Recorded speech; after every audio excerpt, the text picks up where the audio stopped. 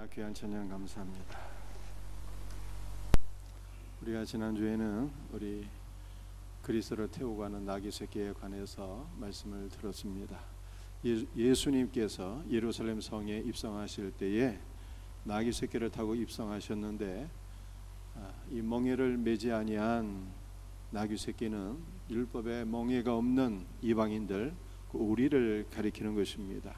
우리는 예수님을 태우고 거룩한 새 예루살렘으로 들어가게 되는 것입니다. 여러분들, 우리가 예수님을 태우고 간다, 또 예수님께서 우리에게 맡겨진 모든 무거운 짐들을 짊어지고 간다라고 했을 때 이 짐이 얼마나 무겁고 힘들고 어려운 것처럼 느껴집니까? 그러나 실상은 정반대이니 그리스도께서 우리를 태우고 가신다는 말씀이며, 예수님께서 우리의 무거운 짐을 다 맡아서 우리를 위하여 우리 대신에 사역하신다라고 하는 뜻이죠. 이 복된 은혜를 우리 일평생 누리며 살아갈 수 있기를 주의 이름으로 축복합니다. 예수님께서는 멸망하게 될 예루살렘 성을 바라보시면서 애통해 하셨습니다. 눈물을 흘리셨습니다. 예루살렘이 멸망하게 되는 이유는 평화에 관한 일, 즉 평화의 왕이 되신 예수님을 알지 못했기 때문입니다. 그러므로 우리도 예수님을 알지 못해서 멸망하게 될 우리의 가족과 또 우리의 이웃과 이 세상을 바라보면서 애통하는 마음으로 기도해야 되는 것입니다. 우리 단지 슬퍼하는 것이 아니라 그리스도의 영과 그리스도의 마음을 받아서 그리스도의 마음으로서 그리스도를 알지 못해서 죽어가는 우리 모든 이들을 위하여 중보 기도하며 애통해야 할 수 있는 우리 모든 성도들이 되시기를 주의 이름으로 축복합니다. 예수님께서는 누가복음 19장 43절 44절에서 예루살렘 성의 멸망을 예언하셨습니다. 예루살렘은 옛 종교를 가리키는 것이고 율법과 세상을 가리키는 것입니다. 그러므로 우리는 세상과 함께 옛 종교와 함께 멸망하지 않으려면 세상을 떠나서 옛 종교를 떠나서 생명이신 그리스도께로 나아가 그리스도를 구하는 자들이 되어야 하는 것입니다. 오늘 본문 말씀은 그리스도를 대적하는 자들입니다. 이 그리스도를 대적하는 자들에 관해서 우리 크게 두 가지 말씀을 나누며 함께 은혜를 받고자 합니다. 첫 번째 말씀입니다. 그리스도를 대적하는 것들이 처리되어야 한다. 누가복음 20장 1절과 2절 말씀 같이 읽어보겠습니다. 하루는 예수께서 성전에서 백성을 가르치시며 복음을 전하실새 대제사장과 서기관들이 장로들과 함께 가까이 와서 말하여 이르되, 당신이 무슨 권위로 이런 일을 하는지 이 권위를 준 이가 누구인지 우리에게 말하라. 예수님께서 성전에 들어가셔서 성전 안에서 장사하는 자들을 다 내쫓으시고 성전을 청결하게 하셨습니다. 그리고 성전에서 백성들에게 말씀을 전파하셨습니다. 예수님께서 이런 일을 하실 때에 대제사장들과 서기관과 장로들이 예수님께로 나와 질문을 했습니다. 질문의 내용은 두 가지였는데요. 당신이 무슨 권위로 이런 일을 하고 있습니까? 성전을 청소하고 정결하게 하시며 백성들에게 말씀을 전파하는 이 일을 무슨 권위로 하고 있습니까? 누가 당신에게 이러한 권위를 주었습니까? 이런 질문을 한 것입니다. 우리는 이 질문을 통해서 예수님을 대적하는 대적이 누구인가를 보게 됩니다. 예수님을 대적하는 것들이 누구일까요? 그것은 바로 대제사장과 서기관과 장로들인 것입니다. 여러분들, 제사장을 히브리어로는 코헨이라고 하는데 연결하다, 중보하다, 하나가 되게 하다라고 하는 뜻을 가지고 있습니다. 하나님은 범죄한 인간이 한 사람을 통하여 하나님께 나아가 하나님과 하나가 되도록 하셨어요. 그 한 사람은 바로 아들이면서 우리의 대제사장이 되시는 예수 그리스도입니다. 예수님은 우리를 대표해서 또 우리를 모두 품으시고 하나님께 나아가 하나님과 우리를 하나로 연결시켜 주시는 분이에요. 그런데 우리의 대제사장이 되시는 예수 그리스도는 하나님께서 가장 기뻐하시는 아들입니다. 그러므로 아들이신 그리스도와 함께 하나님께 나아가는 자들을 하나님께서는 결단코 거부하지 않으십니다. 그러므로 우리는 아들이시고 하나님께서 우리를 위하여 임명하신 대제사장이신 예수 그리스도 통해서 하나님께 나아갈 때 그리스도 안에서 하나님과 하나가 되는 은혜와 복을 누리게 될 것을 믿으시기를 바랍니다. 그런데 누가복음 19장에 나타난 제사장은 아들도 모르고 아들을 영접하지도 않고 아들을 대적하는 자들이었어요. 그러니 이들의 사역은 직분은 제사장이었지만 이들의 사역은 하나님과 유대인을 하나로 연결시킬 수 있는 생명의 사역이 아니었습니다. 이들의 사역은 겉으로 보기에는 거룩하고 영적이고 무슨 권위가 있는 사역처럼 보였지만 사실은 이들의 사역에는 생명이 없는 죽음의 사역이었다는 것입니다. 그러므로 생명의 사역이 아닌 사역은요, 다 종교적인 사역일 뿐입니다. 예수님 당시 제사장은 한 명이 아니라 복수였죠. 대제사장들과 라고 말씀하고 있습니다. 예수님 당시의 제사장은 안나스와 가야바였습니다. 이 가야바는 대제사장 안나스의 사위였습니다. 이 가야바라고 하는 대제사장은 예수님을 죽이기로 사전에 모의하고 또 예수님을 죽이기 위하여 사내들인 공의회를 소집한 악한 대제사장이었습니다. 그런데 이 안나스나 가야바는 아론의 후예로서 신성한 계보에 의해서 하나님께서 임명하신 대제사장이 아니었고 로마 정부가 임명한 대제사장이었습니다. 즉 이들의 권위는 하나님께서 주신 영적 권위가 아니었고 로마에 의해서 주어진 권위였다라고 하는 것입니다. 가짜 권위였다는 뜻이죠. 가짜 권위를 갖고 있는 자들이 하나님의 아들 예수 그리스도께로 나와서 당신이 무슨 권위로 이런 일을 하고 있습니까? 누가 당신에게 이러한 영적 권위를 주었습니까? 라고 했으니 이 얼마나 어처구니 없는 일이 되겠습니까? 사랑하는 성도들이여, 그리스도를 대적하는 첫 번째 대적은 대제사장인데 이들의 사역은 생명이 없는 사역이었고 아들이 없는 사역이어서 하나님과 이스라엘을 하나로 연결시키지 못했다고 말씀드렸습니다. 오늘날에도 마찬가지입니다. 아들이 없이 하나님의 일을 하는 자들을 가리켜서 우리는 종교인이라고 하는 것입니다. 아들이 없이 하나님의 일을 하는 자, 생명이 없이 그리스도의 몸된 교회를 섬기는 자는 다 종교인들이며 종교인들은 겉으로 보기에는 그리스도를 위하는 것 같지만 실상은 그리스도를 대적하는 자들이에요. 그러므로 우리 가운데 그리스도를 대적하는 종교인은 단 한 명도 없기를 예수님의 이름으로 축복합니다. 예수님께로 나온 사람들은 대제사장이었고 그 다음에는 서기관이었습니다. 여러분들 서기관이란 어떤 사람을 가리키는 것입니까? 서기관은 성경, 율법을 연구하고 성경을 필사하는 사람들을 가리켜서 서기관이라고 했습니다. 즉 서기관은 율법을 상징하는 것입니다. 여러분들 율법을 가리켜서 토라라고 하는데 이 토라라고 하는 단어는요, 가리키다, 한 사람을 가리키다, 지시하다라고 하는 뜻을 가지고 있어요. 즉 모든 사람은 한 분을 가리키고 있는데 그분은 바로 예수 그리스도예요. 그래서 모든 율법은 오직 그리스도 한 분을 증언하는 것입니다. 그런데 영적으로 눈이 감기게 되면 성경을 통해서 그리스도를 보지 못하고 율법의 피상적인 것만을 보게 되어서 모든 율법을 하라 하지 말라라고 하는 계명으로만 인식하게 됩니다. 그래서 하나님의 계명을 순종하면 구원을 받고 하나님의 계명을 순종하지 못하면 심판을 받는 것으로 여기게 되는 것입니다. 여러분도 오늘날 우리도 마찬가지.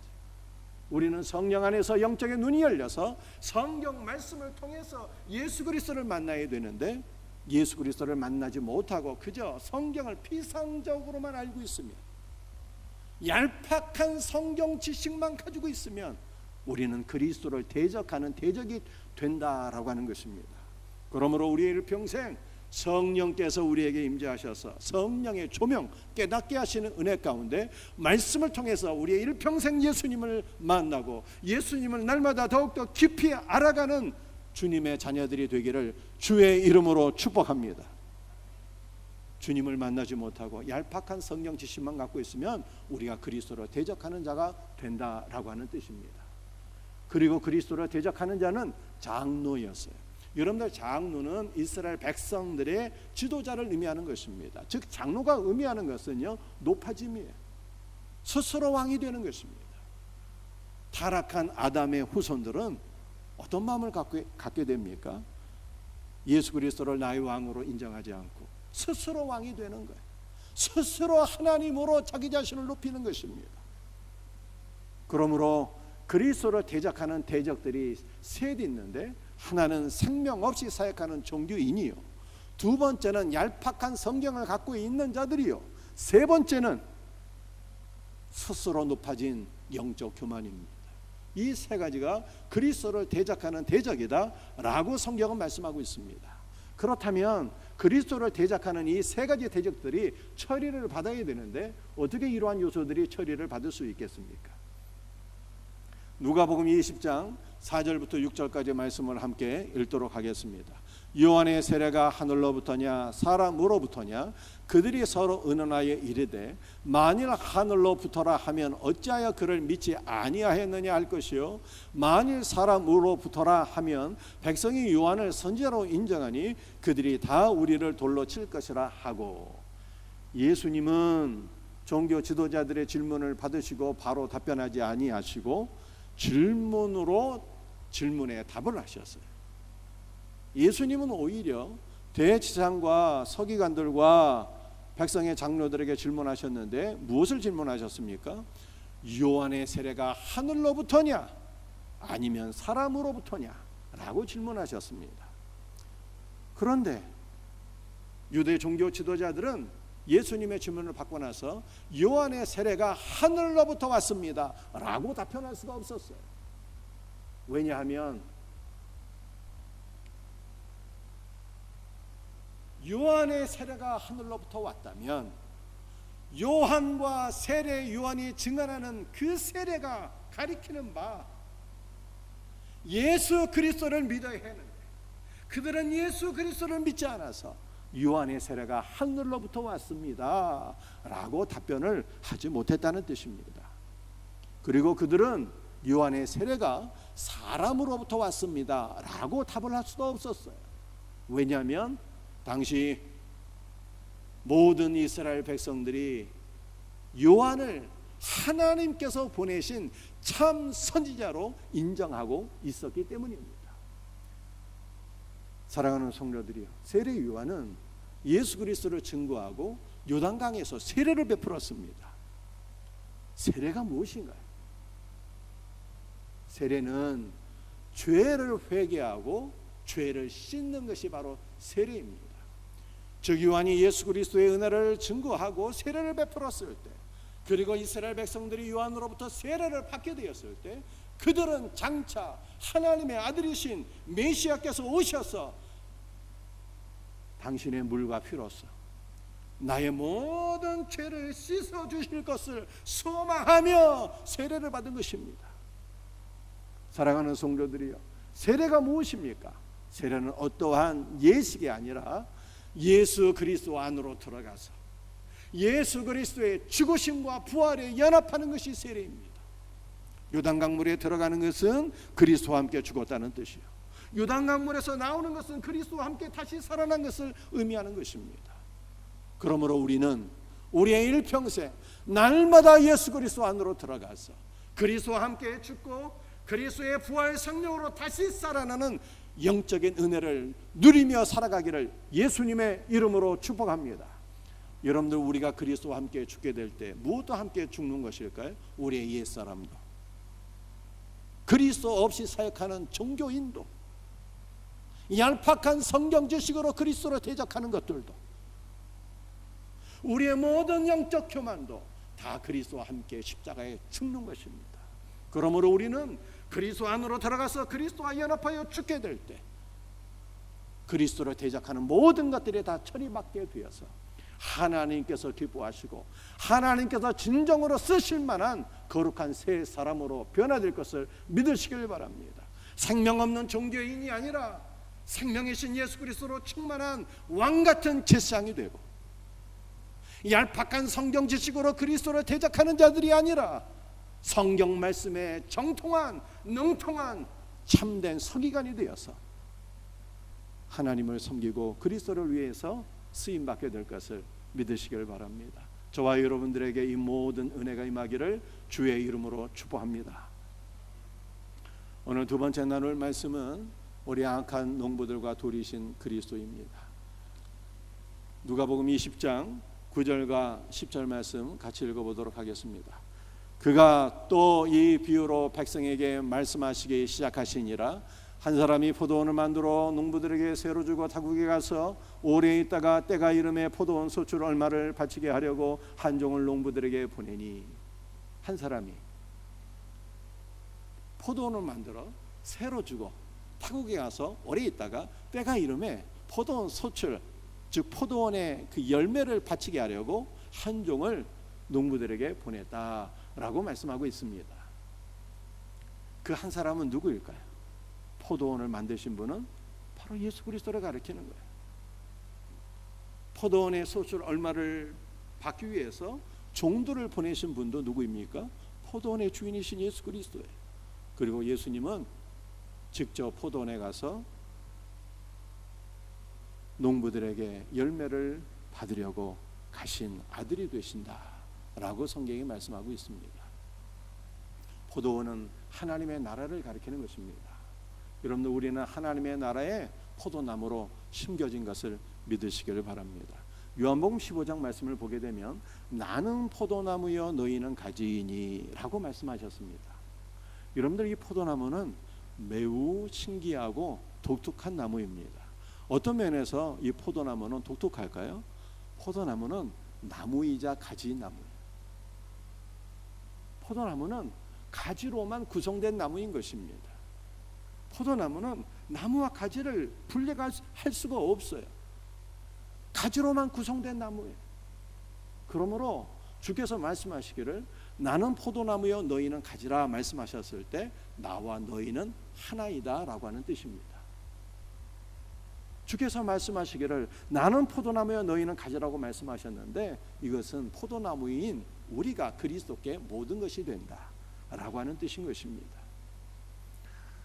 우리 하나님께서는 포도원에 극상품 포도나무를 심으시고 그곳에서 좋은 열매 맺기를 기대하시며 그 좋은 열매를 맺기 위해서 농부를 종을 보내신 것입니다. 우리 하나님께서 우리들에게 요구하시는 좋은 열매는 무엇입니까? 그것은 바로 갈라디아 5장 말씀을 읽어보게 되면 성령의 열매, 참 포도나무에게 주님께서 원하시는 열매는 성령의 열매입니다. 여러분들, 성령의 열매가 무엇입니까? 고린도전서 5장, 우리 갈라디아 5장 말씀을 읽어보게 되면 성령의 열매는 사랑과 희락과 화평과 오래 참음과 자비와 양성과 충성과 온유와 절제라 이렇게 말씀하고 있습니다. 즉 성령의 열매는 그리스도의 성품인 거예요. 그리스도의 성품. 여러분, 우리는 하나님께서 원하시는 그리스도의 성품을 어떻게 맺을 수가 있습니까? 그리스도 없이 어떻게 하나님께서 원하시는 열매를 맺을 수가 있겠어요? 그래 주께서 말씀하시기를 나를 떠나서는 너희가 아무것도 할 수 없느니라 라고 말씀하셨습니다.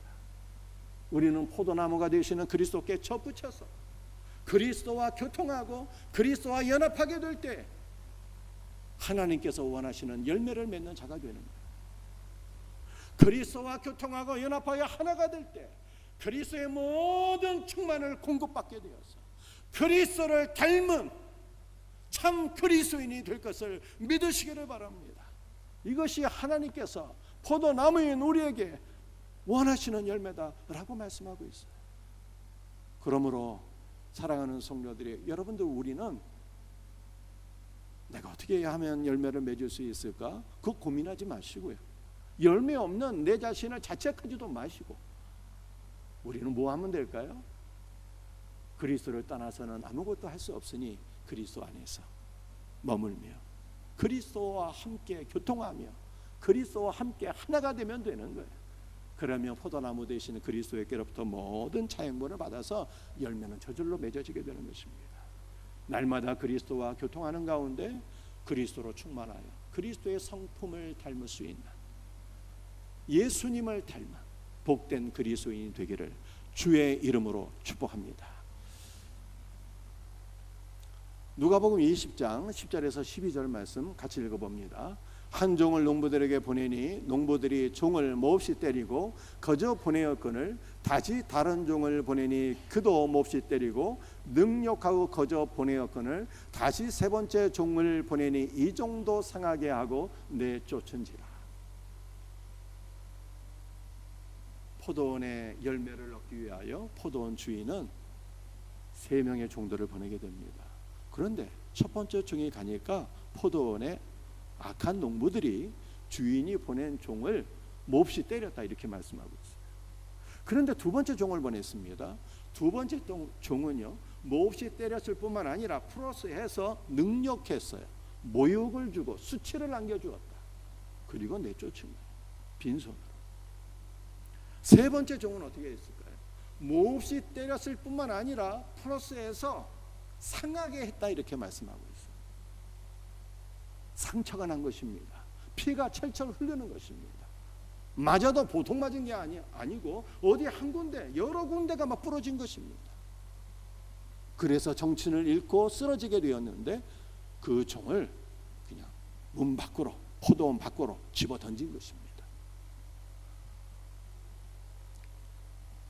주인이 보낸 종들이 이렇게 매를 맞고 상하게 되고 빈손으로 쫓겨나게 된 것은 장차 그리스도께서 고난을 받으실 것을 미리 보여주는 것입니다.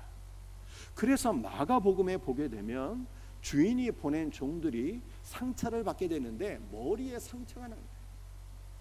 이 머리에 상처가 났다는 것은 장차 예수님께서 가시면류관을 쓰시고 십자가에서 고난을 받으실 것을 보여주는 말씀입니다. 사랑하는 성도들이 우리는 이 말씀을 꼭 기억하셔야 돼요. 예수님은 선을 행하기만 하셨어요. 사랑만 베푸셨습니다. 은혜로 포도원을 세워주시고 우리를 그 포도원에 심어주셨어요. 포도원은 하나님의 나라를 가리키는 것이니 그리스도의 죽으심과 부활로 하나님의 나라가 세워지게 되었고 우리는 그분의 은혜로 하나님 나라의 백성으로 심어진 것입니다.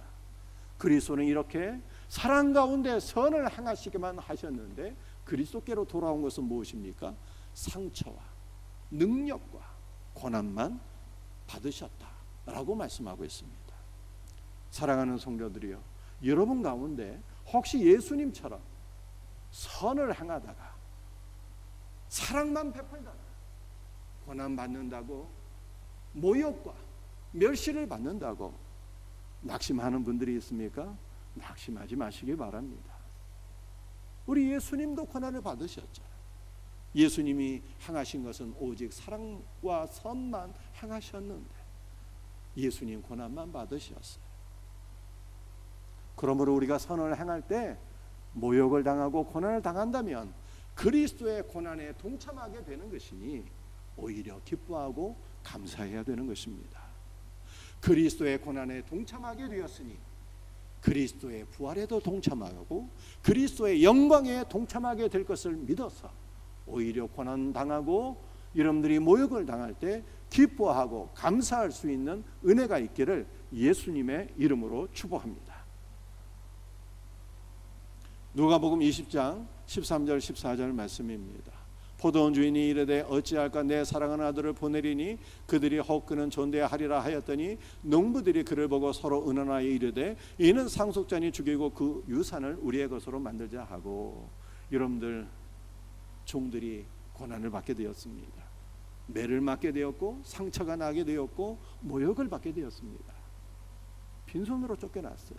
그래서 주인이 생각하기를 내 종들은 이 악한 자들에 의해서 이와 같이 고난을 받았지만 저들이 아무리 약할지라도 내 아들만은 존귀 여기리라 이렇게 기대하고 아들을 마지막으로 보냈다는 것입니다. 그런데 아들을 보내게 되었을 때 그 포도원의 악한 농부들은 어떻게 생각을 했습니까? 보라, 이는 상속자니 이 상속자만 죽이면 이 포도원이 우리의 것이 되리라, 이렇게 생각하면서 아들을 죽이게 되었다는 것입니다. 이 포도원의 악한 농부들은 유대의 종교 지도자들, 대제사장과 서기관과 백성의 장로들이었어요. 이들이 아들을 죽이게 되었을 때 포도원 농장의 주인은 더 이상 참지 못하고 뭐라고 얘기하게 됩니까? 누가복음 20장 15절과 16절이에요. 말씀을 같이 읽어보겠습니다. 포도원 밖에 내쫓아 죽였느니라. 그런즉 포도원 주인이 이 사람들을 어떻게 하겠느냐? 와서 그 농부들을 진멸하고 포도원을 다른 사람들에게 주리라 하시니 사람들이 듣고 이르되 그렇게 되지 말아지이다 하거늘. 여러분들 누가복음 20장 15절과 16절은 대단한 복음이 아닐 수가 없습니다.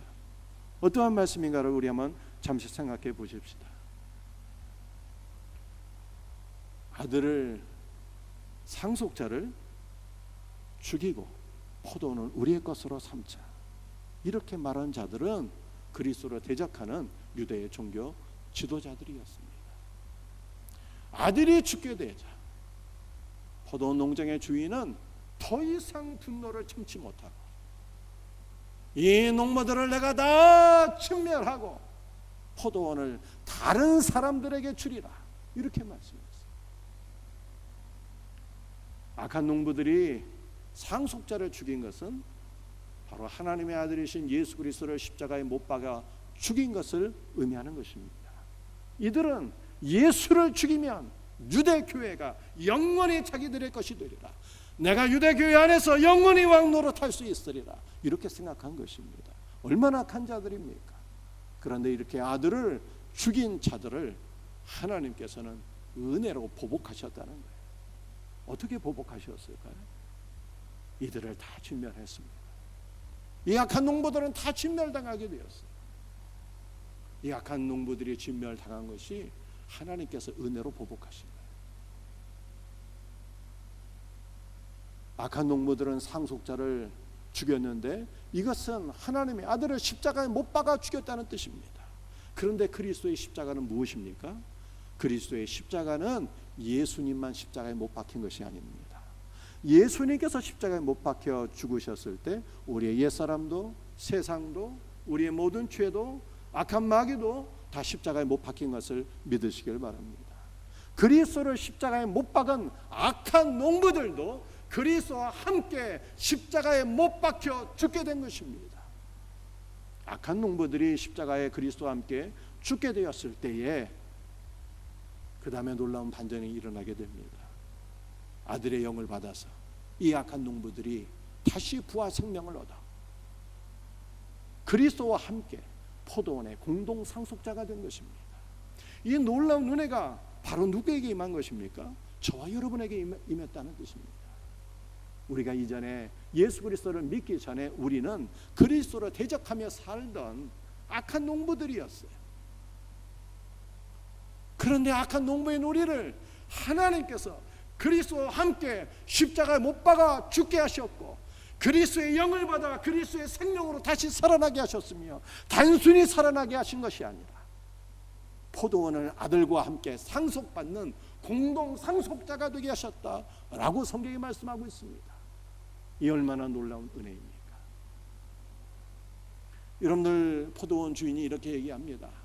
내가 이 농부들을 진멸하고 이 포도원을 다른 사람들에게 주리라 말씀하지 않습니까?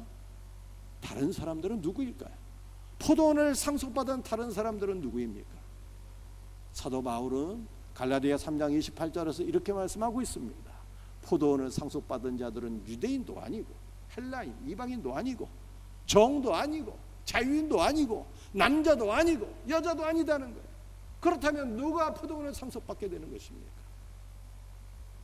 그리스도의 영과 생명을 받아서 그리스도와 더불어 하나가 된 우리 모든 성도들이 이전에는 악한 농부였으나 지금은 새 사람이 되어서 그리스도와 함께 포도원을 상속받게 된 자들인 것을 믿으시기를 바랍니다. 저와 여러분이 포도원을 상속받게 되었다는 뜻이에요. 다른 사람은 새 사람을 가리키는 거예요. 그리스도 안에서 거듭난 우리 성도들을 가리키는 것입니다. 그러므로 우리는 하나님의 나라의 백성이요 하나님의 나라를 기업으로 상속받은 복된 하나님의 자녀가 된 것입니다. 그러므로 이제 우리는 어떻게 살아야 되는 것입니까?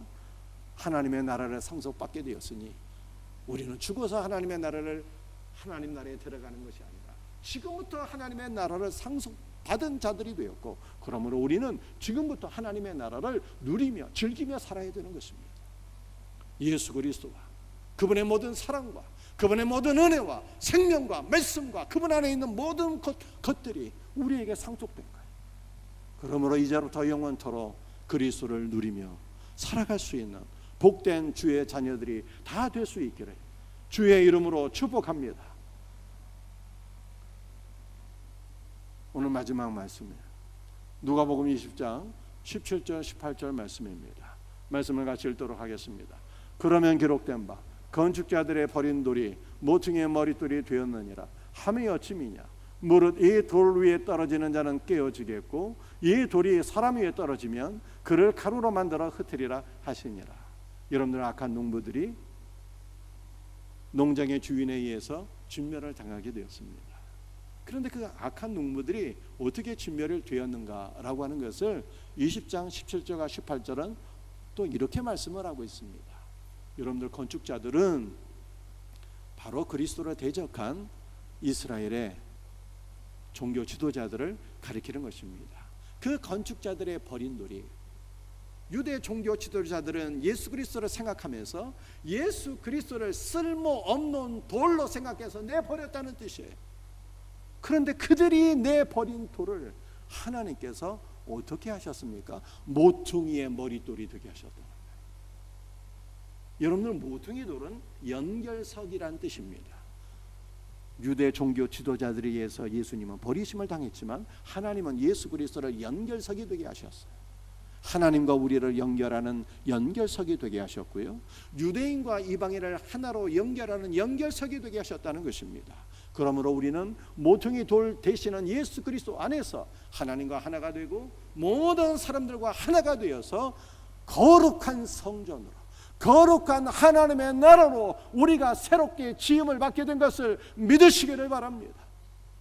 우리 예수님은 모퉁이의 머릿돌이 되셨을 뿐만 아니라 모퉁이 돌이 되셨을 뿐만 아니라 또한 머릿돌이 되셨어요. 여러분들, 머릿돌에는 그 건물의 주인의 이름이 기록되어 있는 것입니다. 즉 예수님은 연결석이자 하나님 나라의 주인이 되셨다는 거예요. 그분이 하나님 나라의 주인이라는 뜻입니다. 우리 예수님은 건축자들이 생각하기에는 쓸모없는 돌이었으나 우리 하나님께서 예수 그리스도를 지극히 높여서 연결석이 되게 하셨고 머릿돌이 되게 하셨어요. 그리고 돌이신 그리스도에 의해서 악한 농부들은 다 깨어지고 진멸을 당하게 됩니다. 여러분들, 우리가 이전에 악한 돌이었는데 그리스도를 대적하며 살게 되었는데 돌이신 그리스도에 의해서 우리의 그리스도를 대적하는 악한 성품들은 다 깨어졌고 가루가 된 것을 믿으시기를 바랍니다. 그러니 우리가 지금 이 자리에 하나님을 경외하는 자로 앉아 있는 것 아니겠습니까? 이것이 얼마나 놀라운 그리스도의 은혜입니까? 여러분들, 지금도 그리스도를 대적하는 모든 자들은 바로 돌이신 그리스도에 의해서 깨어지고 가루가 되어야 하는 것입니다. 여러분들, 이번 상명샘 축제를 통해서 그리스도를 대적하는 모든 악한 영들도 다 깨어지고 가루가 되어버리며 그리스도를 대적하며 살고 있는 우리의 가족도 우리의 이웃들도 이 악한 세상도 돌이신 그리스도에서 다 깨어지고 가루가 되어지며 다니엘서 2장 35절에서 말씀하고 있는 것처럼 오직 돌이신 예수 그리스도만 온 세상에 온 천하에 충만하게 되기를 예수님의 이름으로 축복합니다. 우리 이 말씀을 붙잡고 기도할 수 있기를 원합니다. 주여, 그리스도를 대적하는 모든 악한 영들과 모든 악한 자들은 돌이신 예수님에 의해서 깨어지고 가루가 되게 하시고 오직 예수님만 온 땅에 충만하게 하옵소서. 오직 예수님만 영광을 받으시옵소서. 우리가 이 믿음으로 기도하고 이 믿음으로 복음을 증거하며 이 놀라운 은혜를 누리며 살 수 있기를 주의 이름으로 축복합니다. 오늘 두 가지 말씀을 드렸어요. 우리 첫 번째 말씀은 그리스도를 대적하는 것들은 처리가 돼야 돼. 대적하는 것이 무엇이었죠? 종교인, 생명 없이 사역하는 자들은 다 종교인이에요. 겉으로 보면 그리스도를 위하는 것 같지만 사실은 그리스도를 다 대적하는 자들입니다. 목사라고 해서 혹은 장로라고 해서 다 그리스도를 섬기는 것이 아니에요. 그리스도 없이 사역하는 자들은 종교인이며 이들은 그리스도의 대적이 되는 거예요. 그러므로 우리는 아들이신 예수 그리스도, 생명이신 예수 그리스도와 함께 사역할 때 우리의 사역은 하나님이 인정하시는 생명의 사역이 되는 것입니다. 서기관, 얄팍한 율법 지식, 성경 지식. 여러분들 그리스도를 대적하는 사람들 보세요. 성경 모르는 사람이 있습니까? 불신자 가운데 성경 모르는 사람이 있나요? 그런데 안타깝게도 아는 것 같은데 모르는 거예요. 얄팍한 성경 지식만 갖고 있으면 그리스도를 대적해요. 우리는 성경을 통해서 예수님을 만나야 되는 거예요. 여러분들 나의 왕대, 나의 영적 교만 십자가에서 처리받아야 돼요. 그럴 때 우리는 진실로 쓰임받게 되는 것입니다. 여러분들 우리 주님은 우리들에게 최상품의 포도열매를 원하셔요. 그것은 성령의 열매이며 그 열매는 우리가 그리스도 안에서 그리스도와 교통하면 저절로 맺게 되는 거예요. 그런데 그 열매를 맺지 못하는 악한 농부들,